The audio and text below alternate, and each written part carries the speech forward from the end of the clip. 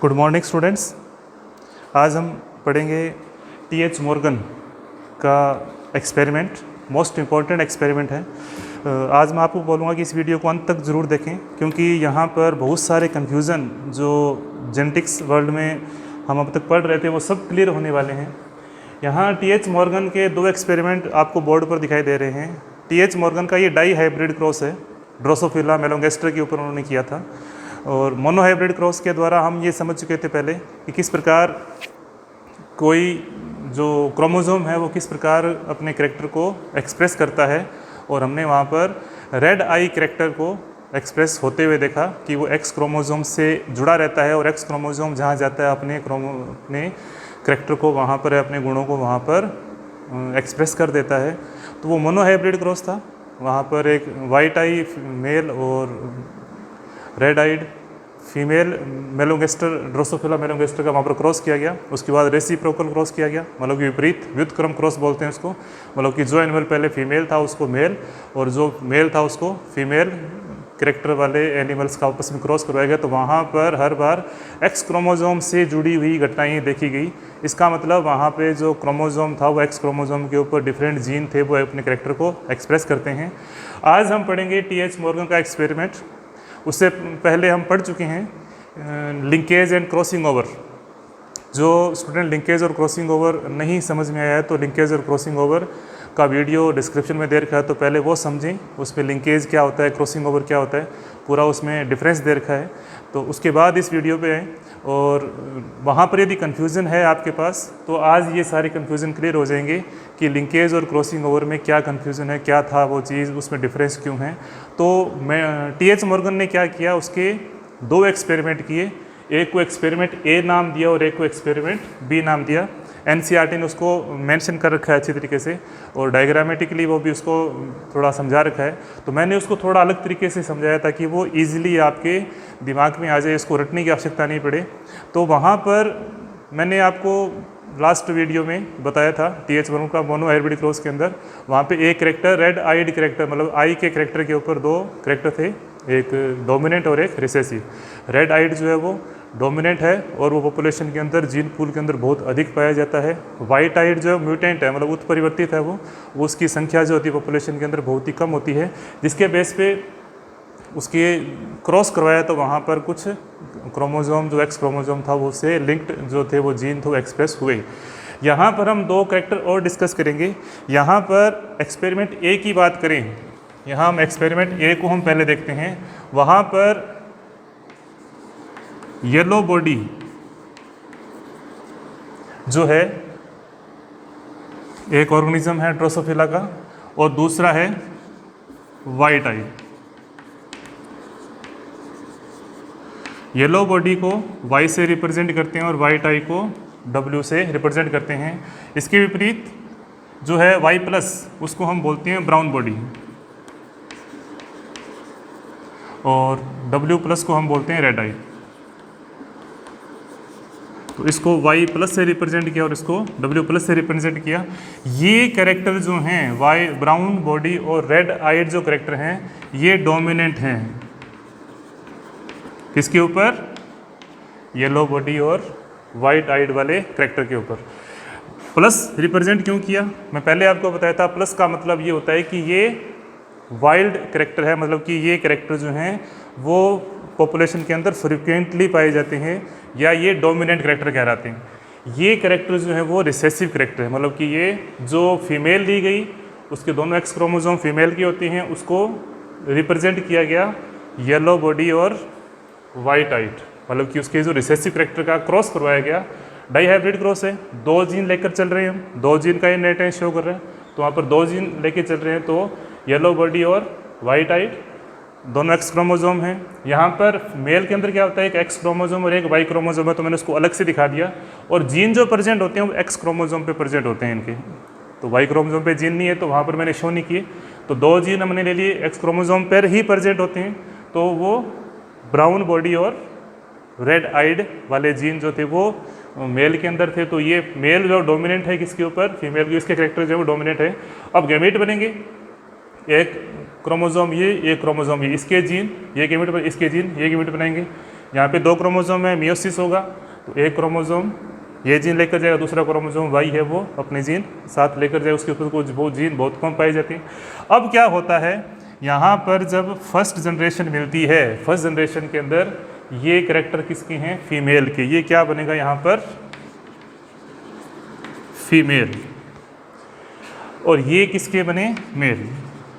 अब फीमेल जो recessive character वाली थी, अब फीमेल यहाँ पे कैसी आ गई, ये कैरेक्टर इस पे डोमिनेंट है क्योंकि ये किसके हैं, ब्राउन बॉडी और रेड आइज, ये येलो बॉडी और वाइट आइज।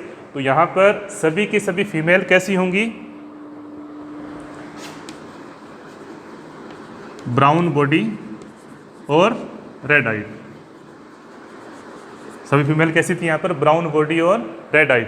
लेकिन फीमेल वहाँ पर पहले एक भी नहीं थी इस कैरेक्टर वाली, F1 जनरेशन के दिन मिला। मेल जो मिले वो कैसे बने, मेल क्या हो गए, सभी के सभी मेल के जो कैरेक्टर थे वो क्या हो गए, येलो बॉडी और वाइट आई। इसका मतलब F1 जनरेशन में कुछ उनको अलग से कैरेक्टर देखने को मिले।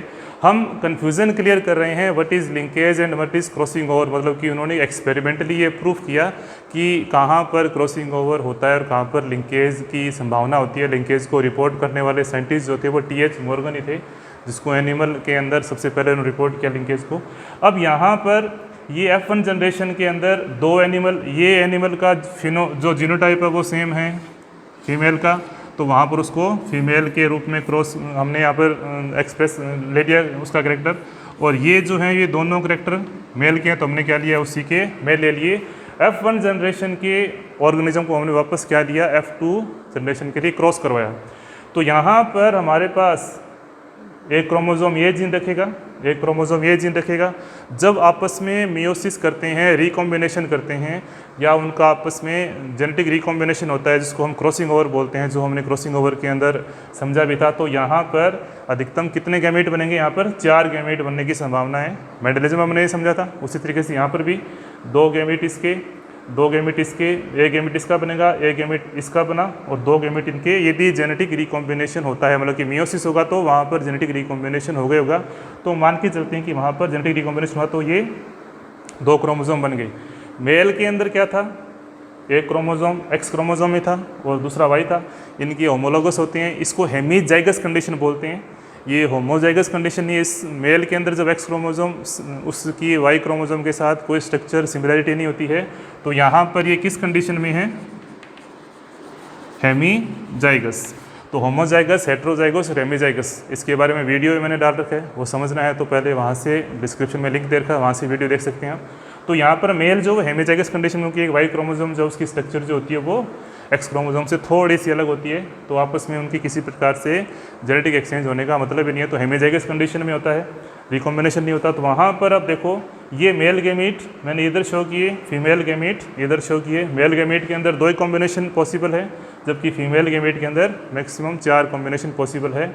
अब यहाँ क्या हुआ, ये फीमेल बनी डोमिनेंट कैरेक्टर वाली, कौन सी, ब्राउन बॉडी रेड आइड। यहाँ पर ये फीमेल, यहाँ पर ये फीमेल, यहाँ पर ये फीमेल। ये फीमेल, ये दोनों कैरेक्टर कैसे हैं, मतलब कि इन दोनों कैरेक्टर्स को यदि हम देखें, ये पूरे कैरेक्टर हम देखें तो ये कैरेक्टर कैसे हैं, ये रिकॉम्बिनेशन वाले कैरेक्टर हैं, मतलब कि उन्होंने कुछ नए कैरेक्टर शो किए, नए कैरेक्टर शो किए। अब यहाँ पर ये पेरेंटल कैरेक्टर है, मतलब कि वहाँ पे कोई पेरेंट जो था वो डोमिनेट था, तो यहाँ पे पेरेंट अपने आप आ गए। यहाँ पर भी पेरेंट कैरेक्टर है, क्योंकि पेरेंट कैरेक्टर थे वापस एक्सप्रेस, चाहे वो फीमेल में हो चाहे मेल में हो। यहाँ पर अब देखो ये पेरेंट कैरेक्टर हैं, ये भी यहाँ आ गए, ये पेरेंट कैरेक्टर है तो ये यहाँ पर आ गए, ये पेरेंट कैरेक्टर है वो यहाँ पर वापस एक्सप्रेस हो गए।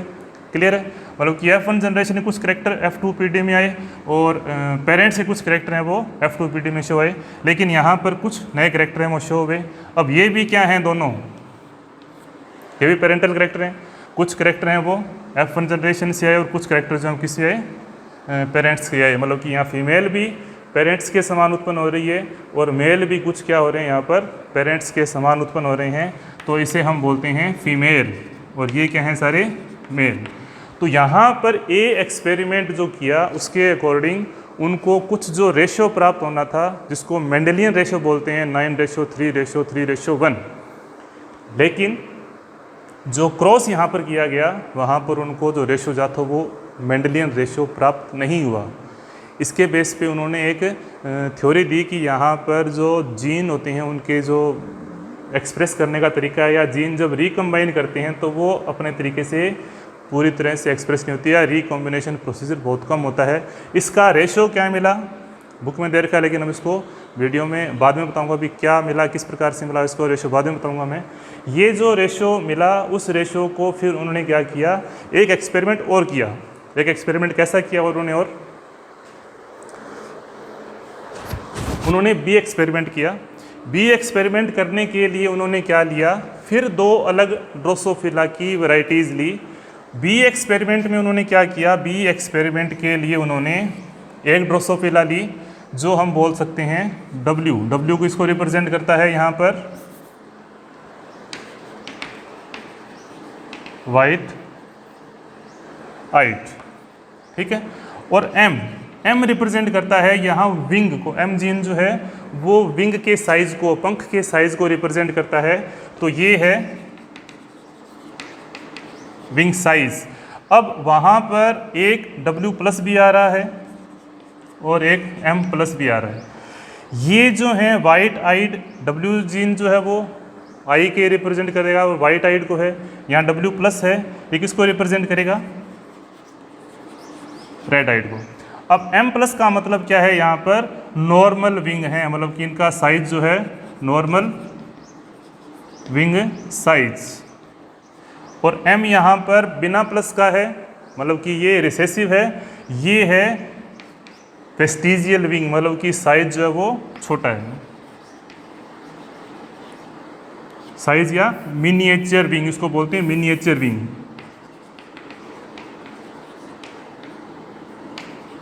छोटे आकार के जो हैं वो विंग होते हैं उनको हम बोलते हैं मिनिएचर विंग। छोटे साइज़ के, तो बड़े साइज़ के नॉर्मल साइज़ के विंग जो हैं वो उसके ऊपर डोमिनेंट है। ये जो करेक्टर हैं ये डोमिनेंट करेक्टर हैं, इसको ध्यान रखना है अपने। ये करेक्टर कौन से, रिसेसिव। तो यहाँ उन्होंने एक रिसेसिव फीमेल ली जिसके विंग का जो वाइट आइड और मिनिएचर विंग वाली, वाइट आइड और मिनिएचर विंग वाली फीमेल ली, तो दोनों X क्रोमोसोम होंगे, तो दोनों के ऊपर जीन प्रेजेंट होंगे। मेल लिया तो एक X क्रोमोसोम है, इसका मतलब उसके ऊपर जीन एक ही क्रोमोसोम पे प्रेजेंट होंगे, Y क्रोमोसोम पे जीन नहीं है, तो दोनों जीन किस पे हैं, ये रेड आइड और नॉर्मल विंग का एक मेल लिया, उसका क्रॉस करवाया वाइट आइड और मिनिएचर विंग वाली फीमेल के साथ। जब यहाँ पर क्रॉस करवाया तो यहाँ पर इस जब मियोसिस होगा, क्रोमोसोम आधे होंगे, तो एक क्रोमोसोम इस जीन को लेकर आएगा, एक क्रोमोसोम इस जीन को लेकर आएगा। मेल गैमेट में जो मियोसिस होगा तो यहाँ पर 2 गैमेट बनेंगे, एक X क्रोमोसोम वाला और एक Y क्रोमोसोम वाला गैमेट यहाँ बन गए। अब आपस में इनका फ्यूजन होगा, जाइगोट बनेगा, तो ये सभी क्या बनी, फीमेल। फीमेल कैसी बनी, यहाँ पर सभी डोमिनेंट करेक्टर वाली। जो कैसी थी सभी की सभी फीमेल जो थी वो रेड आइड और नॉर्मल विंग वाली, नॉर्मल विंग वाली क्या बनी, यहाँ पर फीमेल बनी। जबकि मेल जो थे, मेल के जो करेक्टर थे ये सभी मेल बने क्योंकि इनका वाई क्रोमोसोम जुड़ा हुआ है। इन मेल के अंदर क्या बना, वाइट आइट और मिनिएचर विंग, क्योंकि यहाँ पर दोनों ही करेक्टर जो है वो रिसेसिव करेक्टर हैं, तो मिनिएचर विंग वाले में क्या बने, यहाँ पर मेल बने। अब इनमें से क्या हुआ, F1 जनरेशन की पीढ़ी थी तो उसको एक एनिमल हमने ये ले लिया, दोनों की सेम है तो एक एनिमल इसका ले लिया, और एक एनिमल हमने मेल को रिप्रेजेंट किया। तो यहाँ पर 2 जीन प्रेजेंट है अलग अलग क्रोमोसोम पे और उनके विपरीत एलील प्रेजेंट है, इसका मतलब वहाँ पे 4 गैमीट बनेंगे। जबकि मेल के अंदर एक ही क्रोमोसोम जो जीन रखता है तो वहाँ पर 2 प्रकार के गैमीट हैं, वो पॉसिबिलिटी है। F2 जनरेशन जब बनी, F2 जनरेशन जब बनी तो F2 जनरेशन के अंदर ये कैरेक्टर कहाँ से आ रहे हैं, ये पेरेंटल कैरेक्टर हैं। ये कैरेक्टर क्या है, पेरेंटल। जैसे यहाँ पर क्या थे, ये पेरेंटल थे, जो अपने पेरेंट्स से लेकर आ रहे थे, लेकिन कुछ रिकॉम्बिनेशन वाले कैरेक्टर बने। और यहाँ पर ये कैरेक्टर जो बने, ये क्या है सभी, इनको हम क्या बोलते हैं, रिकॉम्बिनेशन। इन्हें हम क्या बोलते हैं, रिकॉम्बिनेशन। मतलब कि मियोसिस के दौरान जब क्रोमोसोम बनते हैं तो उनके बीच में रिकॉम्बिनेशन होता है, तो ये कैरेक्टर भी वहाँ पर कुछ मात्रा में दिखते हैं। लेकिन ये क्या है, सभी के सभी कुछ पेरेंट्स के कैरेक्टर हैं। मतलब कि यहाँ पर डोमिनेंट फीमेल थी, फिर वापस आ गई। यहाँ पर डोमिनेंट मेल था, वो वापस आ गया। यहाँ पर रिसेसिव फीमेल थी, वो वापस आ गई। यहाँ रिसेसिव मेल था, वो भी क्या हो गया वापस अपने पेरेंट्स को। तो ये क्या है, ये पेरेंट्स, ये क्या है, ये पेरेंट्स, ये पेरेंट्स के कैरेक्टर, ये पेरेंट्स के कैरेक्टर हैं। तो पेरेंटल कैरेक्टर और रिकॉम्बिनेशन कैरेक्टर का यहाँ पर जो रेशियो मिला वो अचंभित करने वाला था। मतलब कि मेंडेलियन रेशियो न मिलकर कुछ और रेशियो मिला। अब यहाँ पर हम बात करें एक्सपेरिमेंट ए की। एक्सपेरिमेंट ए के अंदर जो पेरेंटल कैरेक्टर थे और रिकॉम्बिनेशन कैरेक्टर थे, उनका रेशियो जो था 98.7 और 1.3। मतलब कि इसका मतलब क्या हुआ, ये पेरेंटल कैरेक्टर और ये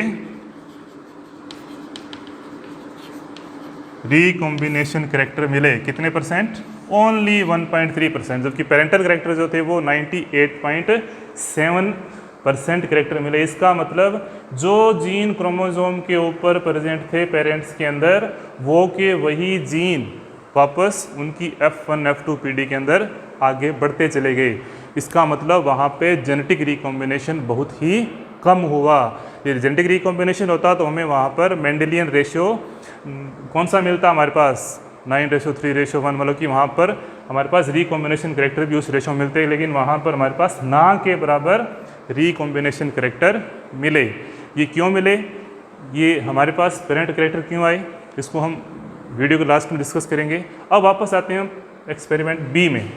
बी एक्सपेरिमेंट में सेम वही था, उस वही पैटर्न था, लेकिन यहाँ पेरेंटल कैरेक्टर और रिकॉम्बिनेशन कैरेक्टर का रेशियो जो था वो थोड़ा सा इम्प्रूव था। मतलब कि बी एक्सपेरिमेंट के अंदर पेरेंटल और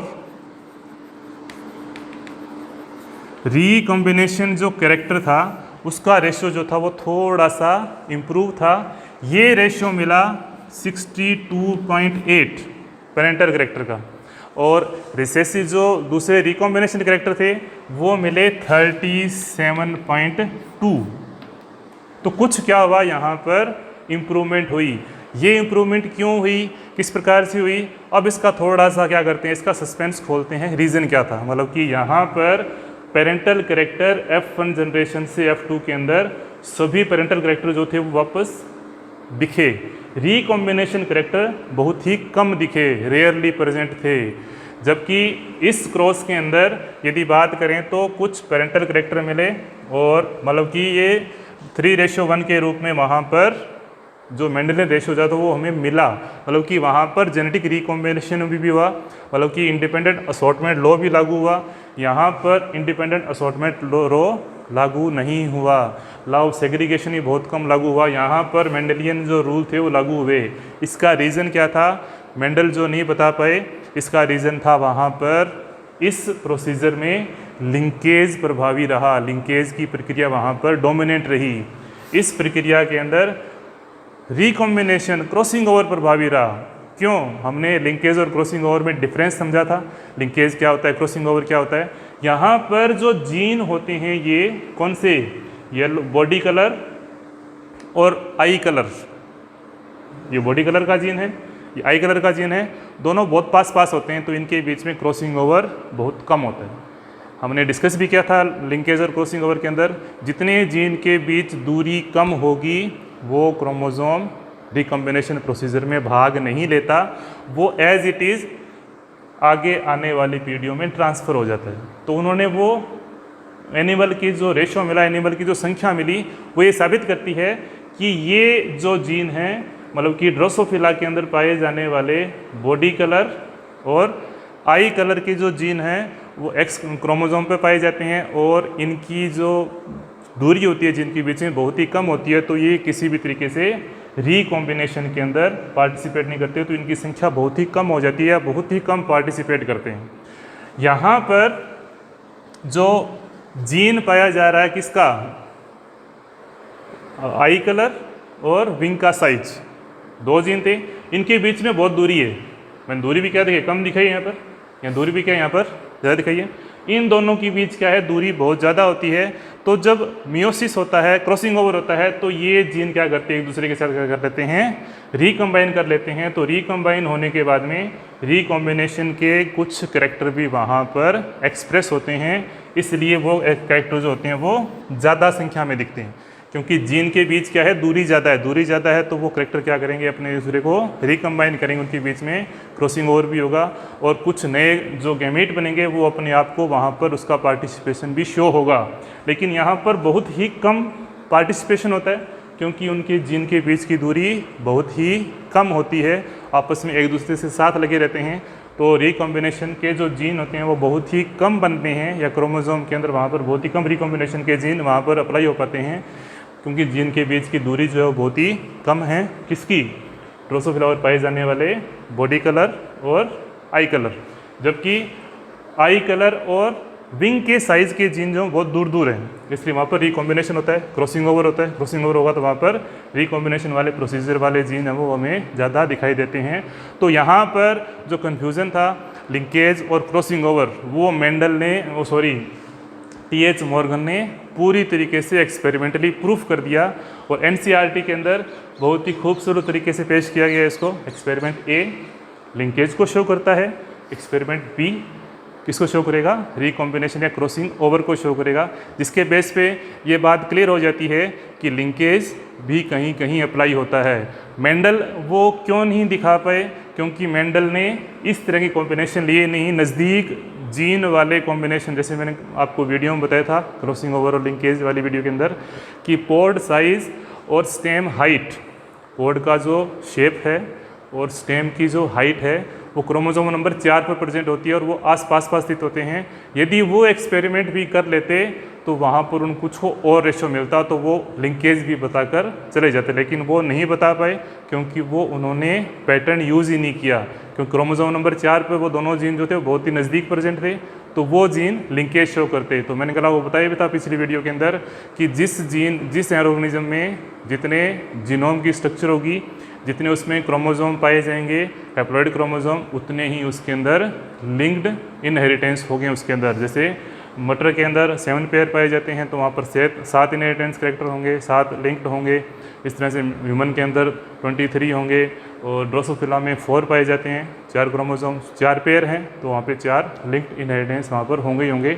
तो ये जो एक्सपेरिमेंट है ए और बी दोनों ये क्लियर करते हैं कि किस प्रकार पेरेंटल रिकॉम्बिनेशन जीन की दूरी बढ़ने से अप्लाई होता है, और जीन के बीच दूरी कम होने से लिंकेज अप्लाई होता है, क्रॉसिंग ओवर वहाँ पर पार्टिसिपेट नहीं करता। तो यदि वीडियो पसंद आई है तो लाइक और शेयर ज़रूर करें। धन्यवाद।